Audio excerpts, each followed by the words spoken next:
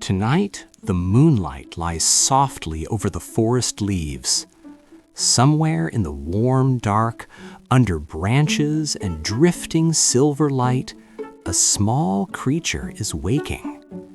Let's explore the world of Penny the pangolin. Penny listens to the night.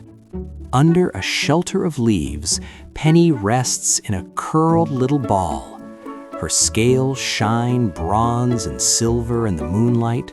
She looks like a tiny knight from an old story, tucked safely beneath the branches, quiet and ready for the night ahead. Slowly, Penny uncurls. First her nose, then her paws, then the long curve of her tail. The night air is cool, and the forest hums with crickets and soft rustling sounds. Penny is awake now, and the whole dark world seems to be waiting for her. Penny does not wear fur like most mammals. She wears scales made of keratin, the same thing our fingernails are made from. Her armor is a gentle kind of protection, a way to stay safe in a world full of surprises. Each scale overlaps the next like careful roof tiles after rain. Together, they make a shield that travels with her wherever she goes. Penny does not need sharp night eyes to do her work. She follows the world with her nose. Smells drift through the dark like invisible trails, and Penny reads them carefully, as if the air itself were a map drawn just for her. Penny listens to the night. One scent makes her pause, then another. Penny lowers her nose to the earth and takes a few careful steps. She knows that somewhere ahead, hidden in soil and shadow, supper is waiting. She does not hurry. She trusts what the forest is telling her. At last, Penny finds it. A great termite mound rises from the ground like a little clay castle. Moonlight brushes its sides.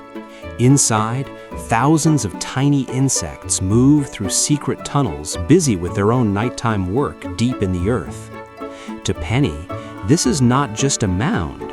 It is a supper table hidden inside a tower. Penny comes close with patience and respect. She listens. She smells. She waits for just the right place to begin, as gentle as a breeze moving through tall grass. Even supper, for Penny, begins with listening. Then Penny opens her mouth, and out comes something extraordinary. Her tongue is very long, longer than her head, and covered with sticky saliva that helps her gather termites from deep inside the mound. It is a strange and wonderful tool, perfectly made for this quiet job. Some animals leap, some animals chase. Penny reaches, gathers, and waits. In goes the tongue. Out it comes again, one careful pull after another. Penny eats her supper in the soft glow of the night, quiet and focused, like she has done this 1,000 times before. Nothing about her is rushed. She is all patience. Penny may be small, but her work touches more of the forest than you might guess. Pangolins can eat thousands of insects in a single day. In that way, Penny helps roots, leaves, soil, and trees she will never even meet. Trees need balance. Soil needs balance. Even the smallest lives matter. While the moon shines above her, Penny helps the forest stay healthy below. Quiet work is still important work. Penny listens to the night. Then Penny freezes. A rustle slips through the grass. The night changes. The crickets seem quieter now. Somewhere nearby, something is watching. Penny lifts her nose and listens with every part of herself, because the forest is telling a different story now. Penny does not run. She becomes very still. Her body lowers. Her breathing softens. She waits to learn whether this shadow will pass or come closer. Sometimes bravery is not noise. Sometimes bravery is stillness. And when the danger nears, Penny uses her superpower. She curls into a tight ball. Her scales lock around her soft body until she becomes a round, armored shield with no easy place to bite. The little night wanderer becomes a tiny fortress. Her soft face disappears. Her belly tucks in. All the vulnerable parts are hidden safely away. Claws cannot easily pull her open. Teeth cannot find a gap. Penny waits inside her living armor, safe and patient. This is why she is called the Rolling Night. Her strength comes from knowing how to endure the dark until it softens again. After a while, the danger gives up. The shadow slips away into the dark, and the forest slowly begins to breathe again. Penny stays curled a little longer just to be sure. The moon shines on her scales, and the quiet returns one sound at a time. At last, she uncurls. The mound is still waiting. The scent trail is still there.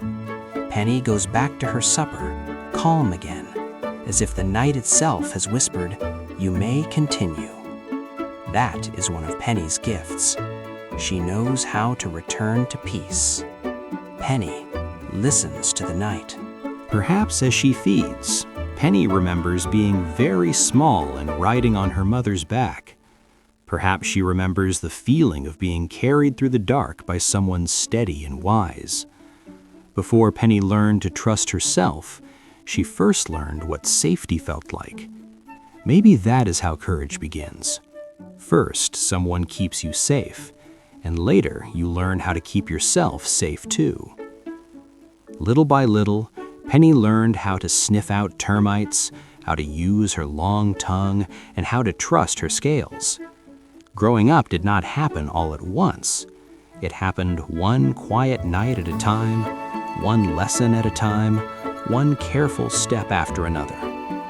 But pangolins need help from people too. Their scales are only keratin, not magic, and they should never be taken or harmed. When forests are protected and people choose kindness, pangolins have a better future.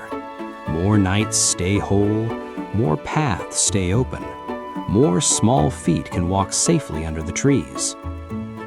Now the night is growing softer. Penny finds a safe place to rest, and the moon keeps watch above the trees. Penny listens to the night. What do you think Penny dreams about rolled up safe in her living armor?